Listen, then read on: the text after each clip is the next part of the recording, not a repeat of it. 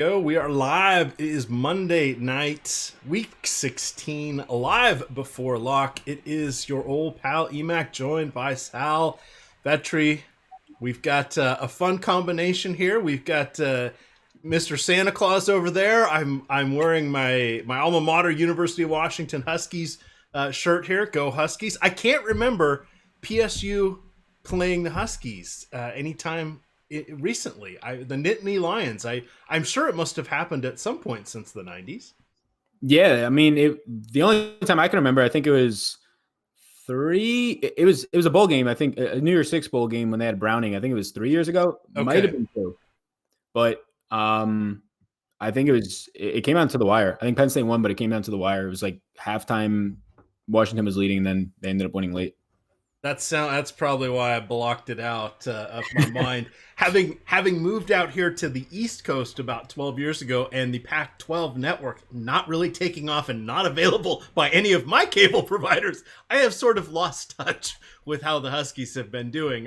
Because my wife always laughs at me because they get a lot of televised games because they've been relatively good, but they start at 7 o'clock West Coast time, so it's 10 or 10:30 East Coast, and because of their heavy passing attack, they're not getting over till 2 in the morning. And my wife always says, as she's going to bed an hour before kickoff, "Are you going to be grumpy tomorrow?" And the answer was always, "Probably." She's like, "Why do you do this to yourself?" So You had to give that up. yes, had to choose that. But in any event, we've got tonight's game here. We have some minor playoff implications. We have the Minnesota Vikings who can clinch the NFC. Pardon me. Well, they have the long shot at clinching the NFC North. They need to win tonight and win next week, and they need Green Bay to lose the next two games. And then Green Bay would get the wild card, and Minnesota would get the NFC North and the first round bye. So we saw that Matson is going to be sitting out tonight.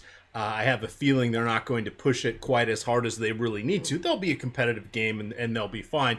But to me, it feels like perhaps we won't see as much Adam Thielen. They'll continue working him back in, etc. tonight. Knowing that that those are kind of the implications here at a global level as we wait for some of our other viewers to come on in. How are you feeling the playoff implications may shade the coaching decisions one way or the other, or will they enough to see a fantasy impact?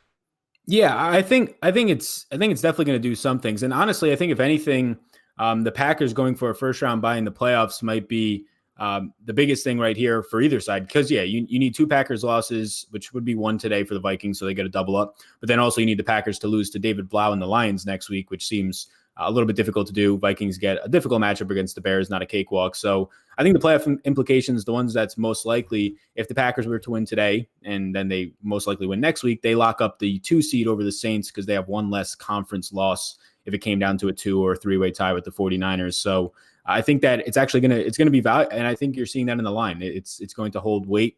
The line opened at, I believe, 6. Now it's 4.5. Packers on the road. I thought that 6 number was a little bit high. 4.5 seems a little bit more right. So especially without Cook or Madison, yeah, I think they're going to hold some weight here. Probably more so on the Packer side, if anything. Getting that first round bye is huge.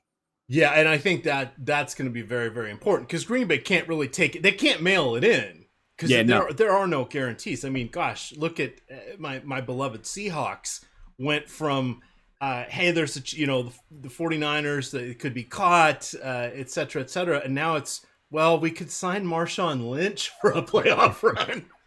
No, yeah, and that's so true. Like the Seahawks losing that game yesterday, if anything, added more fuel for Green Bay because it would have been a very tricky situation where coming down to the last 2 weeks, they would have needed a lot of tiebreakers to go their way. But now the Packers, if they win out, they actually secure a top 2 seed and a bye. Yeah, that's just, crazy. All right, let me see. Oh, what happened to my tweet? I not send it out. Whatever. We'll see. But in any event, let's look at the inactives here, and then we'll kind of get started. We'll go a little game by game. I'll kick it off to you here. Thank you for filling in for Nolan. He is traveling for the holidays at the moment, so I know he was thrilled that you could step in, and we are in very capable hands. A lot of you guys know Sal from being on a couple of our DFS strategy shows during the week, NBA and NFL, as well as the NFL Saturday show. So he should be no stranger to you guys. We've got from the Green Bay side here, nobody is really a surprise. You've got on the defensive end, you've got Tony Brown, Kader Holloman, and then on offensively, Ryan Grant, who's afterthought at this point, Alex Light, Dexter Williams, and John Leglue. So the couple offensive linemen, but no surprises there. For Minnesota, officially we do have Madison out, Dalvin Cook out. Those were both more or less expected. And then they're missing a couple offensive linemen and a couple defensive linemen. Anything here impacting what you see tonight from any of these inactives? I know you follow the war in the trenches, shall we say, a little more closely than a lot of the DFS analysts out there. Yeah, so on the Packers side, nothing major. Like these are just Tony Brown's probably the biggest one, cornerback, but he's been injured, banged up. Everybody else is a secondary interest. Jay Sternberger, their tight end who came off IR this year, he was running a couple routes the last couple of weeks, so him being inactive would be the biggest surprise, but no real impact for the showdown slate. Yeah, it's just really Alexander Mattison. With him going down, you get what you've kind of had all week long and what you're getting at price for. Mike Boone at $9,000 being a more viable play without Mattison and something you feel more comfortable about. But Amir Abdullah is probably the one who I think sees the biggest bump here at just 2,200. He's going to go into a primary backup role. Mike Boone, I can't see taking on a 20-touch overall role here. I think Abdullah might be in a nice spot for 8 to 10 touches at a price point half as expensive as the kickers. What, just spending a moment on this position, because this is where a lot of people will be doing their lineups, and then we'll work our way through by position with the Packers and then the Vikings. Do you see CJ Ham getting maybe increased workload? Is this kind of a 2/3, 1/3 Boone versus Abdullah? What do you think is going to happen kind of from that standpoint? We don't really have much precedent for this. I think particular iteration of the Vikings. Exactly. And that's the best point to say right there is we don't exactly know where they go with this, but what we do know is that Madison does see somewhat of a role around 8 to 10 touches if they try and play that same back or same role with their 1-2s. For CJ Ham, I have no real impact. I have him at projected for 3 touches. If Madison was going to be in, I would have had him projected for 2. So 3 touches right now. I have Ham projected for. Mike Boone I have for a total of 16 touches, and then Amir Abdullah I have for 8. So combine those like 20, 27 touches split up between them. Exactly how you said. I have 2/3, 1/3 pretty much going to Boone and Amir Abdullah right now. All right. So now let's go by position here just to give people a little baseline. We don't have any wraparound games, meaning the Monday night through next week. All of the games on week 17 are on Sunday. They have flexed the Seattle and San Francisco game to the night game, but there's no late night, early morning, etc. games here. So starting off here with the Green Bay side of things, Vikings are pretty good on defense. No surprise there. They have the 6th best overall DVOA, 4th best rushing, 8th best passing, and they have the 7th best adjusted sack rate, and they are at home. Rodgers has not gone for 300 yards in the last half dozen weeks, which is not very exciting. He only has multiple touchdowns once in that stretch. This does not feel like a great game here for Aaron Rodgers. He only has eyes for Devontae Adams at this point. I guess they are your pairing, but where would you want to be above or below the masses with regards to Rodgers tonight? Yeah, so Aaron Rodgers currently coming in. I'm just pulling up this ownership now.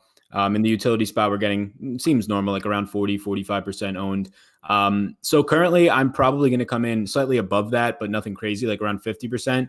I have 30 lineups right now, and I'm around 50% of Rodgers. And at the end of the day, it comes down to, in that upper tier, just like game theory-wise, the matchup's not great. The Vikings are top 5 in secondary, top 10 in pressure. Their outside cornerbacks are not good. Their safeties are really good, slot cornerback good, and when they go into zone defense, it's better. But Rodgers should have time. He has a good offensive line. He has a positive advantage there. And if they go into zone coverage, which is where they're better, Rodgers can pick them apart there. So it's not a great matchup on the road for him. But when you take into account the price points of, say, Kirk Cousins next to him, I'm just getting more of Rodgers at that point. So, yeah, I actually, just based on what I have here, I do like Rodgers a good amount tonight. And that makes sense. We have 2 quarterbacks in this game. So, while we may be saying, less than stellar things about them because they both came in between QB 15 and QB 20 for the full week's worth of rankings. They are the only two we've got. Clearly, Rodgers does have more upside than Cousins. He can still kind of get it done on the ground, meaning we don't really count on the rushing yards, but it's available to him if he needs it. And this is the kind of game where they really do need to win. Not a must win, but it's a very nice to have at this point, so they could get a more relaxing Week 17 game under their belts. The real question mark is here, particularly on DraftKings and FanDuel, is what are we doing with Aaron Jones and Jamal Williams? Because, wait for it, salary comes into play, and Williams is about half of what Jones is. The workload isn't half, but his production has been very, very hit or miss. They've both had some success in the passing game. Jones, the more dynamic player, but it seems like the Green Bay coaching staff just doesn't want to admit that to themselves. Yeah, and like last year, it was all coming when Mike McCarthy was there that Jones should see the ball more. And it was true. Last year, Jamal Williams was one of the least elusive backs in the league. He was terrible. This year, you have both Aaron Jones and Jamal Williams in the top 5 in the entire league in running back receiving grades. Packers have never had a running back in the top 5 in the last 20 years, let alone 2. So we'll see where that ends up. But yeah, I agree. At 10,800, I'm getting very little of Aaron Jones, basically none. And Jamal Williams, I'm getting a good amount of. He's 5,200. Over the last 4 games, he's only seen 3 touches less per game than Aaron Jones. And like you said, Jones is more dynamic, but for a 3-touch difference to be more than double the salary, it doesn't add up so much for me. So right now, I guess you can say it's a priority for me because he's a top 5 owned player for me. But Jamal Williams is somebody I'm going to have a lot more of than where the field's coming in right now, and also where just relative to Aaron Jones ownership. Aaron Jones coming in, I believe, around 33% in utility, and you have 28% for Jamal Williams. I am going to have probably about 40% Jamal and almost no Aaron Jones. All right, that sounds very similar to where I am coming in. A lot of another way to say this that I think a lot of times we don't consider it, and we really should on slates that are a single game or 2 game. They're very magnified. You're paying per touch at this point. We talk about it a little bit here with baseball players. Sometimes for pitchers, a little bit how many innings are you going to get per $1,000 or how many outs, etc. But it really comes into play on the showdown slates. And for most of us, I'd rather play Aaron Jones. I just can't get there. Now, there becomes a tipping point with where the popularity is because we're all dealing with the same constraints, the same salaries and everything, and this is where the fun comes in. And that's something that's a little bit different here on a lot of these slates because we have to deal with salary. But I do want to talk briefly about Super Draft. They are the sponsor of tonight's show. They do it a little bit differently over there. So we still, and they have single game contests, by the way. So you've got a captain and 4 flex positions, but what they do is there's no salaries. It's a multiplier, and your captain actually gets double or 50% more, whatever the multiplier is on their players. So if we look at someone like Adams, who's going to be one of the most popular plays, my favorite play from this game, he has a 1.5 multiplier. You've got Aaron Jones has a 1.9, Stephon Diggs 2.35. All of a sudden now I'm saying, hey, visions, sorry if you're a Philadelphia fan, but visions of him scoring touchdowns against Philadelphia, either in the playoffs or the 3 he had earlier this season.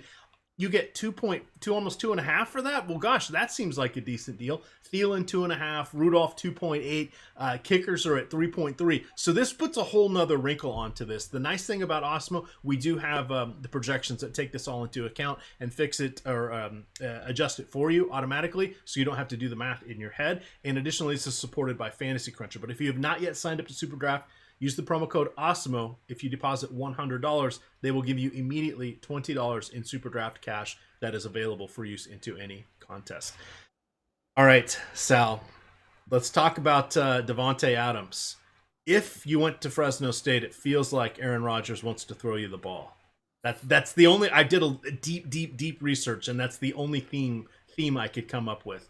Is it's where he went to college. Well, that he's better than everybody else on the team. But good God, he literally for 3 of the last 4 games has had more targets than all the other receivers combined, except for 3 weeks ago. The other receivers had 12. He had 10.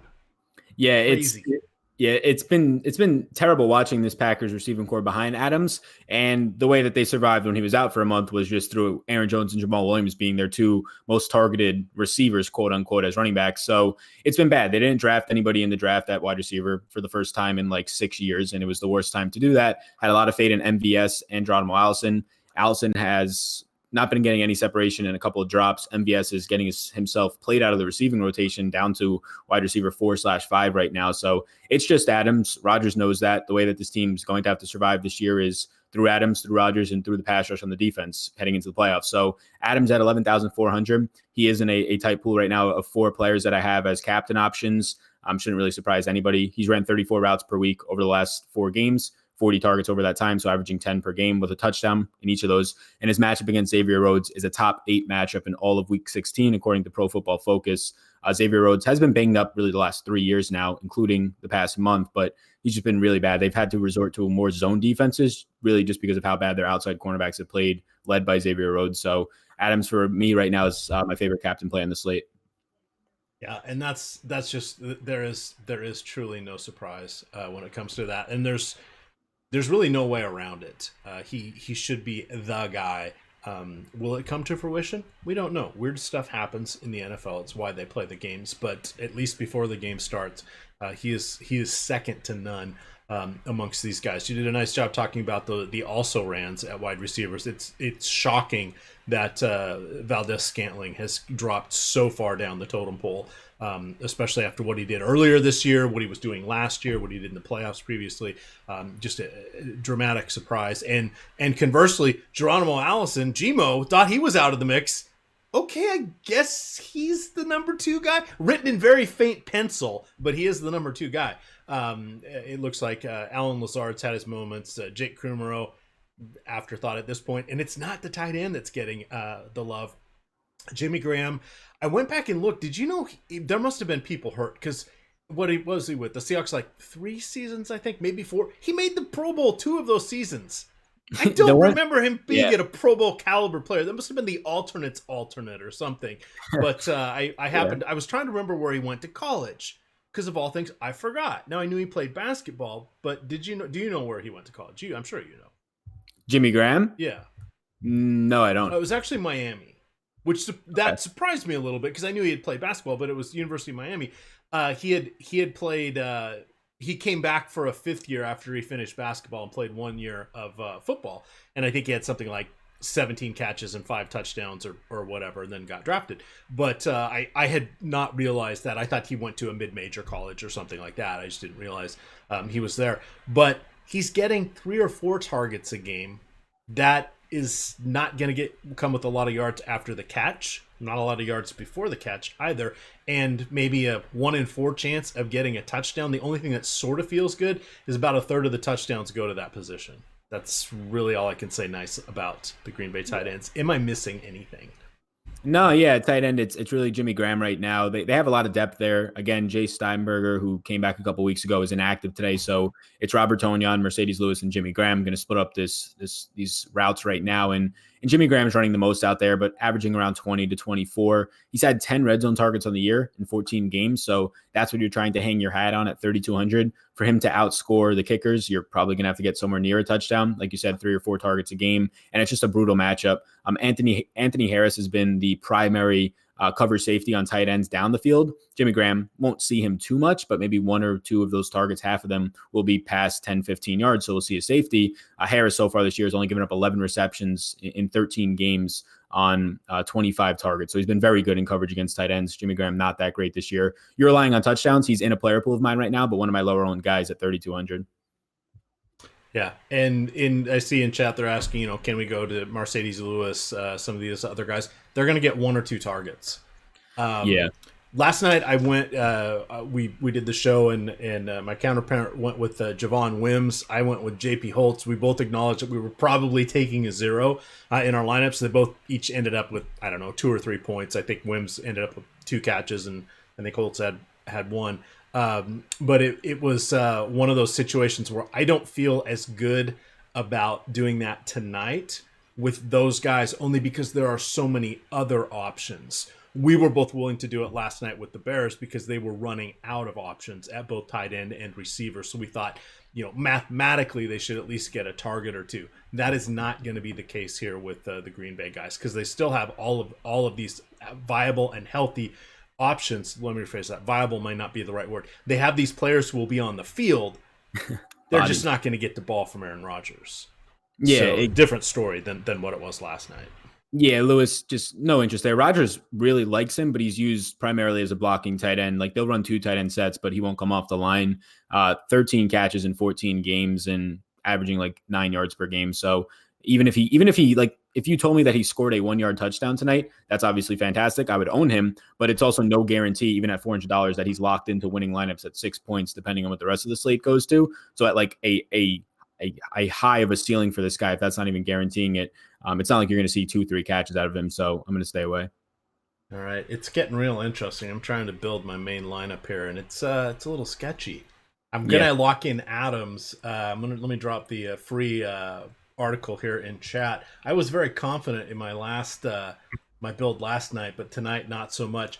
Looking at the defense as we make the turn here into talking about Minnesota.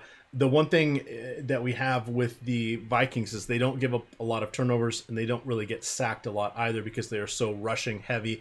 And for all of his unkind words against him, Kirk Cousins does a decent job of taking care of the ball. I'm not really feeling excited about the Packers on the road. You are getting them at a discount. Weird stuff can happen, but I would say if I set the over-under at 3.5 combined turnovers and sacks, I think I would take the under in this one. Yeah, I would too. I think both teams on offense don't turn the ball over. They're both top 10 in terms of just limiting turnovers. If there was a defense to take, I would take the Packers at 4,400. Even on the road, it's scary. I really don't want either of these guys. I have a few lineups out of my 30 right now. I think I have 3 with Packers defense. So, or two with Packers defense, none with the Vikings. It's just a spot where the Packers do actually top 6 in pressure. They end up turning the ball over. They have the top 2 turnover differential in the league. So if there's a person in this game out of quarterbacks that I think makes a mistake, it is Cousins more than Rodgers. But even at that clip, you see 2 out of 30 lineups. It's very little ownership for me. Both these defenses probably not in the best of spots to score touchdowns today, which is what you need at the end of the day. All right. Looking here on to... Oops, I scrolled down too far. Onto the Vikings side here. So Cousins, I said my assessment with him was he's having a perfectly average season, which is just fine for a team that is content to rely upon the run. The volume really doesn't need to be there, even though they're down their main running backs. Again, we've talked about the fact that even if they were to win the next 2 games, they would need Green Bay to also lose next week against Detroit before they can improve their lot. I think we'll see a lot of runs in this one. I think it will be a reasonably competitive game, but I don't think they're going to be going all out to win. And I think they would be content if it's 21-17 or whatever it ends up being, and they allow Cousins just to throw 25 times tonight. It's in front of their fans. They're not going to put their backups out there. They're already down enough guys, but I just don't see them trying. I think they want minutes ticking off the clock, Sal, tonight. Yeah, and it's a really interesting spot because home favorite, and the spread is coming down, whether it's just because of people thinking it shouldn't be a 6-point spread against the Packers, the running back injuries, whatever it might be. It's originally at 6 points. Yeah, I don't think Cousins throws more than 32 times. Coming down a little bit makes it a little bit more compelling because maybe it stays closer. He has to throw 40 times in a mini shootout or closer to a shootout. That all being said, even with these running backs hurt, I still think they lean on the run. Minnesota tries to slow down the game more so than anybody else in the league. Even when you had weeks 5 so far this year with Thielen and Diggs healthy, or quote unquote healthy with Thielen lately, you get only 30 attempts still from this guy, if not less. So right now, and I've been doing this lately on the showdown slates where I usually play more lineups. And it usually works better when there's quarterbacks in the $11,000 range, but we'll test it out tonight with 2 of them in the 10K range. I currently have in 30 lineups 0 Kirk Cousins. And he is going to be heavily owned. And that is a stance that I've usually been taking most of this year. And in this spot now, I have Kirk Cousins projected for 28 attempts. I haven't projected for good fantasy points. It's not like he's not one of my highest scorers on the slate. But at the end of the day, it comes down to me just trying to leverage that he's not in the winning lineup or needed lineup. And that's where I'm going. So I really don't recommend that. It's just something that I've been trying on these showdown slates. And for a 2-month sample, it seems to be good. That's a very small sample of testing it. But yeah, it's picking at that point between Rodgers and Cousins, in my opinion. You don't have to pick Rodgers every time in the 30 like I am, but majority of the time and far majority of the time, I would be picking Rodgers as a road underdog. It's going to force him to throw. Probably I have it for 10 more times tonight than Cousins. And with that much more volume, I'll take Rodgers. Okay, so I gotcha. I was trying to follow. So you're saying you're taking, instead of splitting between the two quarterbacks, you're just moving all of it to one of them.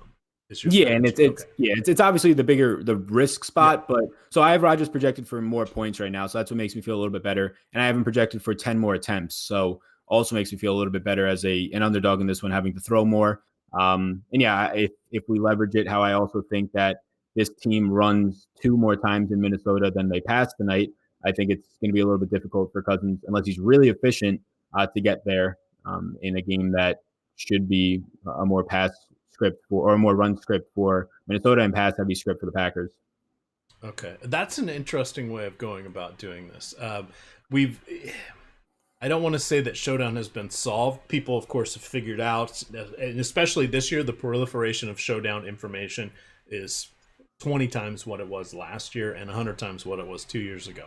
So clearly people know how to build for a script, a game outcome, and build around that. They're just not haphazardly putting people in. They know about finding the various synergistic plays by, if you have a captain quarterback, you should probably have 1 or 2 of his receivers, depending on the type of quarterback they are. In this kind of night, I don't know that you would need 2, just because I don't know where we're going to go. So we've seen a few games like that. But you can also look at your quarterback. Like if you have, you can make rules like if you had Devontae Adams, I'd probably want Favre.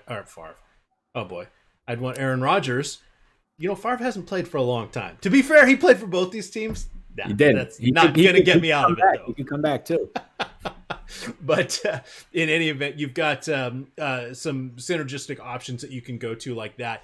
I have been relaxing my rules, especially on some of these games that we've had here down the stretch, just because I feel that with the way injuries have appeared, the way game flows are likely to be, etc., it's a little harder to find things super concentrated. And as we saw last night, if you're looking at teams, which is also what's shaping up to be tonight, at least from the Packers side, it's a very specific group of players that are likely to score the touchdown. If it deviates from them, it can set everything on its side.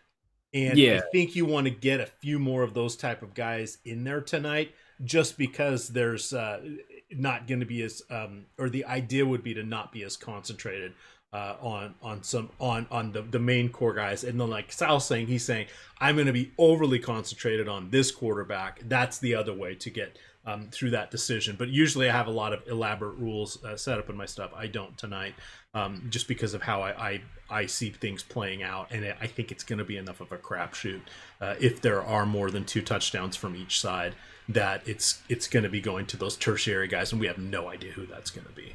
Yeah, exactly. And there's a good amount of them down there. So just getting exposure to some of them. And yeah, these are 2 really concentrated offenses. We spend a lot of time talking about the Packers just receiving core not being great. And now you have injuries on the Viking side, making it even more concentrated. But yeah, just to kind of close the thoughts on just me not playing any Cousins, the spots that I do this, and it's worked really well, is if you have an $11,000 quarterback on the slate, just 2 quarterbacks in the 5-figure range. These guys are cheaper in the 5-figure range, so it might not work as well. But the biggest thing is Cousins right now comes in, at least for us here at Osmo, as the highest owned utility spot player. So it's, if I was playing 150, I would not have 0, but I would probably not have more than 10. It's just a really extreme fade on the showdown slates in a way to try and get a bigger edge on a position where at most you'll need 1 quarterback, and I'll just play the one who I think is in real life better.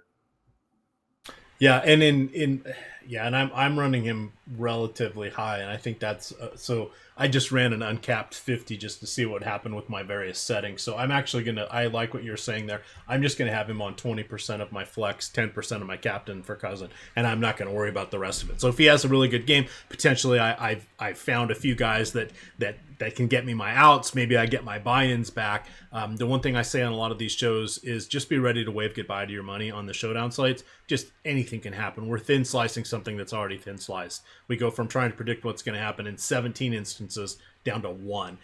We've seen a bunch of people bitch about it in chat. Oh, quarterbacks never do well. Oh, running backs never do well. Oh, whatever never does well. It's like, guys, not only is this just one game, this is one game of the entire week. We've just designated this one to be the one that we look at.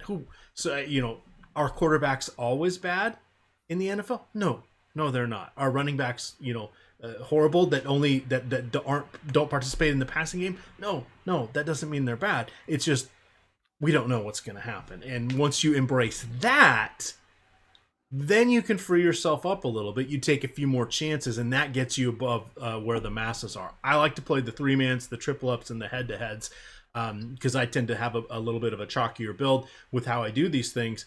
Those it suits me just fine because min cashing is about the same as winning a heads up these days with the top heavy tournaments. Just think about it that way, guys. I won't have the 5-figure night. Hell, I won't even have a 4-figure night, but I've had some decent ones. I'm still I went back and looked. I'm negative 15% ROI throughout the year for showdowns, and I feel that a tremendous victory.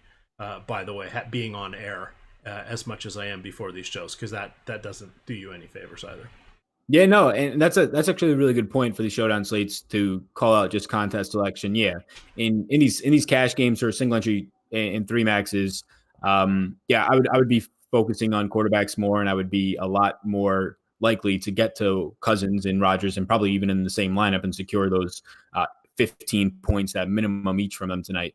But yeah, that's a really good point to call that out. And at the end of the day, you're taking on a crazy 1-game variant slate where if I try and play it like heads up in these huge 150 maxes, the big prize pool to first, and just get the safe correlations with whatever it might be, I usually find myself losing the money anyways on these 1-game slates. So I just take radical approaches on the showdowns. No, I don't play anywhere near this on main slates, getting 0% of the highest home players almost every time out there. But I'll take some radical approaches, and yeah, half the time it won't work out, half the time it will. And when it does, those half the times I'm actually up there with the shot to take something down.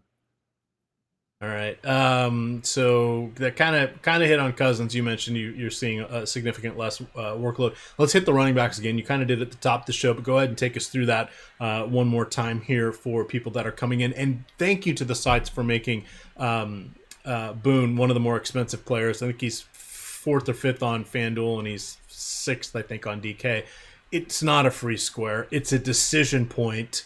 What is helping influence your decision? This is not necessarily a plug and play. I feel he's going to get about 2/3 of the workload, but I'm seeing 15 carries, 75 yards, 60% chance of a touchdown. That's not a slam dunk by any stretch at his current price.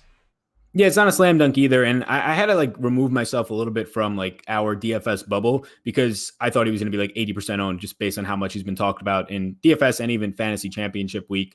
But coming in right now in about a quarter to a third of the lineups, I think that makes sense. I don't have a strong stance on where the ownership is on him. I will say that, yeah, I've been projected for 16 touches. The Packers run defense, it doesn't rank well if you look at it from a season standpoint. Over the last month, though, it's been a top 10 run defense. Kenny Clark has just been coming on great. And Dean Lowry, some of their guys up front, have been taking a step forward over this last month. And it's not like it is Dalvin Cook running out there or even Alexander Mattison. He's looked well this year. It is Mike Boone. And Mike Boone has looked fantastic in the preseason. He's looked good on limited touches in cleanup, mop-up duty in 2 fourth quarters this year. But it is still Mike Boone. He will be going up against one of the better run stoppers in Kenny Clark in the entire league, not third stringers. So it's important to baseline your expectations there. But yeah, I have him for 16 touches. He's $9,000. That 25% ownership he's at, I'm right around that. So no strong stance there, but I'm definitely not taking a stance above it by any wide margin because I think a lot of people think it's, like you said, sort of like a plug and play lock. But at that price point, I don't think it can be.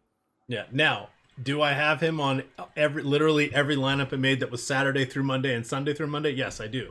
But he was like 4,900 or something like that on DraftKings. Yeah. That is a different story than what it is tonight. Tonight, it's I'm looking more. I'm eyeing CJ Ham a little bit here. What's going to happen with Amir Abdullah? Where do I go elsewhere? So I've got Boone on about half my lineups.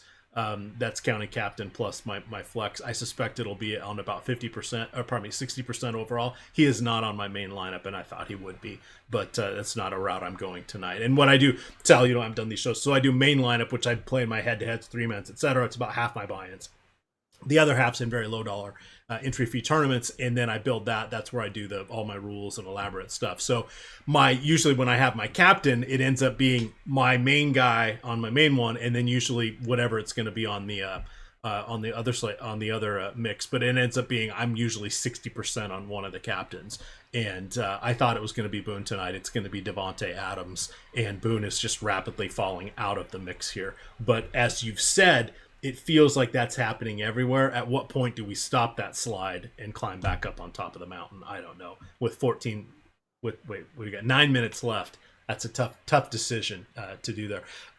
What do you think about wide receivers? Stephon Diggs, definitely a game breaker, but Adam Thielen, I'm not really worried about him encroaching anywhere, but I don't think it's going to be Odubisi Johnson. I don't think it's going to be Laquan Treadwell. I would rather, even though they're not going to do as many 2 tight end sets, I'd rather play Irv Smith, I think, for the savings than I would for Adam Thielen, which is wild considering 2 seasons ago, Adam Thielen would have been our captain. How things have changed. But what do you like here from the receivers and tight ends as we start to wrap things up? Yeah, definitely. So I have 4 total captains tonight, and my exposures are Devontae Adams, Diggs, Jamal Williams, and Adam Thielen in that order. Thielen, not too much captain ownership, but yeah, I like Diggs a decent amount tonight when it comes to captains. A lot of his exposure for me is just in the captain spot, so really just hedging it there that he's a boomer bust player. If he goes off, I have him in the best spot you want that for. If not, then I just won't have much of it in the utility spot at that price point. So I think he's fine tonight. I like him for, again, putting him in the captain spot and just leveraging his upside more so than anything else. Adam Thielen, have a small amount of him, nothing crazy, some captain, some utility. I think you see a little bit of a bump up here in usage, but nothing crazy for him. And if I'm projecting 28 attempts out of Cousins today and give 6 targets or so to Thielen, I think it's an okay spot. Last time out against the Packers, he was much healthier, but he actually led the team in receiving and targets. He usually, both him and Diggs have a lot of success against this Packers defense, different scheme now, so can't really leverage that too much. Yeah, Busy Johnson, I have 0% of. He's very cheap, which probably gets some people to own him, but I'll just let other people own him here. So you just get very little wide receiver 3 usage out of this team in general because of what you touched on. They run a ton of 2 tight end sets. Busy Johnson, when Adam Thielen and Diggs are both healthy this year, only running 11 routes per game. That is the exact same usage as Mercedes Lewis for the Packers, and we don't want to play him at $400, so I'm not going to play Busy Johnson at $1,600. You could say that he maybe sees a little bit more work because Thielen's still working way back from injury, but I don't think it's anything more than 12 to 15 routes run, and the Packers are actually really good in the slot if that's where he would go out of. All right, tight ends, Christmas narrative. Kyle Rudolph, it has to be said. I made a Kyle Rudolph CJ ham. That's my Christmas ham and my Rudolph joke there. That's one lineup because, hey, yeah, it's showdown and who the hell knows what's going to happen in any event. By the way, those guys are not that expensive, and I got better captains in those lineups. But for me, it's Irv Smith. He has come on throughout the year. It's been more or less split production, split workload between him and Rudolph, but you get him for half the price. Makes an easy sell for me at this point, even though we'll see less 2 tight end sets. Yep, I agree. Irv Smith, overall, top 5 ownership for me tonight. Over the last month, he's actually running more routes than Rudolph. Not used as much, though, in terms of outside of routes run. Just 9 catches, 55 yards, and a touchdown on 13 targets. Rudolph has more catches, receiving yards, targets, all that. But he's also, like you said, $2,400 more expensive. So I like Irv Smith, cheaper than the kickers today. Probably more times than not scores right around the kickers with the upside for more because of just touchdowns and catches a couple extra passes tonight. So I do like Irv Smith. Kyle Rudolph, just have some shares of. No strong stance there relative to the field. At 6,400, he does seem expensive. Double the prices. Irv Smith, actually, I think I said 2,400 earlier. But the Packers are just so bad against tight ends. First of all, they can't cover them in the red zone. They have no personnel to do it. But in between the 20s, they have not all season long, whether it's Caden Smith all the way up to Travis Kelce, still level, Greg Olsen even in there in the middle of it. They have not been able to cover any sort of crossing route for tight ends. They just don't have the personnel at their linebackers. So I think it's a good spot for both these guys. And naturally, I'll get a lot more of the cheaper one in Irv Smith. And just jumping back before the slate starts for anybody finishing lineups to running back for Minnesota, I think Amir Abdullah he's the cheapest price that I'm getting to for a player tonight at 2,200. Just the lowest I'm willing to go. But I actually like that a lot now that there's no Madison. I have him projected to 8 touches, which isn't great. But I think that you might see 3 of those touches be receptions. He's a better pass catcher than Mike Boone. And again, we're just basing this off of what we've seen out of the depth chart, but I'm not shocked to see Mike Boone see 12 touches and Amir Abdullah see 12 touches and they split the work tonight. So for that cheap of a price point, I'm willing to get a little bit more than usual of that type of a player because of the uncertainty. All right, 4 minutes in change left. If you're going kickers, I lean towards Bailey. That's really about all I have. And then if you're going with defenses, and I only ended up with 6%, none in the captain, that would be the Vikings. Let me get back to my notes because there is sack upside here. For the last 7 games, Green Bay has allowed at least 3 sacks. They only have 9 turnovers on the entire season, but the sack potential is there. And even as we saw last night, depending on how the game's going, I think there was 3 sacks like on the last drive, just because the quarterbacks get under pressure. You can go like an entire games without any, and then you can have back-to-back sacks just because of situation, teams trying to play from behind, doing whatever it is, the desperation, etc. We would need those kind of things to happen, but I feel a little bit better about the sacks than I do the turnovers for the Vikings here, or their potential to get them tonight. Final thoughts as we wind it down here, Sal. Yeah, so I'll point out something that I realized probably like 2 months ago, and I guess I've thought about it, but I actually started to play it a little bit more for these second half showdowns. If you're somebody awake watching the games and actually like playing them, if you see any sort of extreme split, so like a 2-score difference, 10, anywhere from 10 or more points from one team leading at the half, that's a really good spot to get into these second half showdowns. It's happened a couple times on these Sunday, Monday night slates. Packers notably against the 49ers getting blown out at half a couple weeks back. You can just predict the game flow and what the player pool looks like so much easier, right? If a team's getting blown out, well, take their quarterback, one of their pass catchers, the other team take their running backs. It's so much easier to correlate how that second half goes. So not a lot of people will know to correlate, and even less at that late at night. So I think the second half, there's like $10,000 to first prize pools. Those are some pretty nice spots to get onto if it's like a 7 to 10 point lead or even more in the second half of the game. Yeah, tonight was a little bit interesting. Just the contest not quite filling up. This whole weekend was a little bit less with people watching content, sizing of contests, people actually getting into the contest, number of head-to-heads that were out there for NFL yesterday, etc. Saturday, oh my God, things were flying off the shelf. But yesterday, I guess people were gearing up with that last chance to go shopping before the Christmas holiday here. Any exciting plans for the holiday for you, Sal?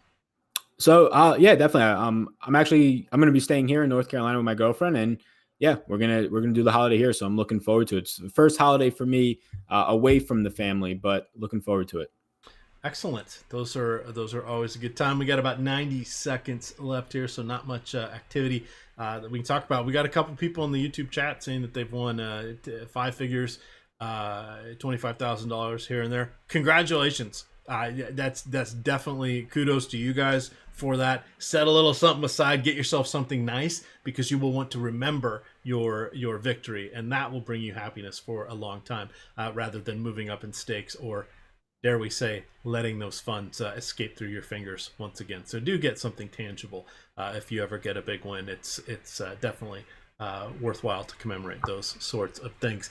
Reminder, if you guys have not played, again, we do have Superdraft. They're the sponsor. That's at superdraft.io. If you have not yet signed up, when you make your first deposit, if you use the promo code OSMO and put in $100, they will give you $20 immediately that you can use in any contest on their site. If you don't use our promo code, you only get $10 for that offer. So definitely use the promo code OSMO. It's a lot of fun over there. You have the multipliers as opposed to salary. Adds a whole new level for game theory, especially on the single game slates, and it's going to be fun there for the playoffs because they're going to continue doing these. But you get the 50% multiplier on top of your captain, which already gets a multiplier depending on what play you're doing. Wow, that's a lot of math. I was told there would be no math tonight, Sal. Fortunately, we have the projections here at Osmo behind the paywall that take care of that, and it is compatible with Fantasy Cruncher. I like it. Yeah, no, I think that definitely check that out, and best of luck tonight, everybody. For the person who won, I think somebody said 50K on the showdown slate a couple days ago. Congrats, definitely. Like Emac was saying, be smart with it. Don't try and lose it all, but try and grow it as well. Always fun, always fun. But tomorrow, kind of a relaxed day. No NHL. I just realized I let my 8 o'clock lineups lock. I'm running a train in NBA. Oops. Oh well, that happens. I played 10% Jordan Clarkson earlier. He got traded announced moments after lock. So everybody, my Christmas gift to all of you, I'm taking care of the rake for any of the contests that we are in together. This is why you play the lower volume. It doesn't sting as much when it happens, but sometimes it does happen. Remember, it's a fun time of year. You always should be enjoying yourself.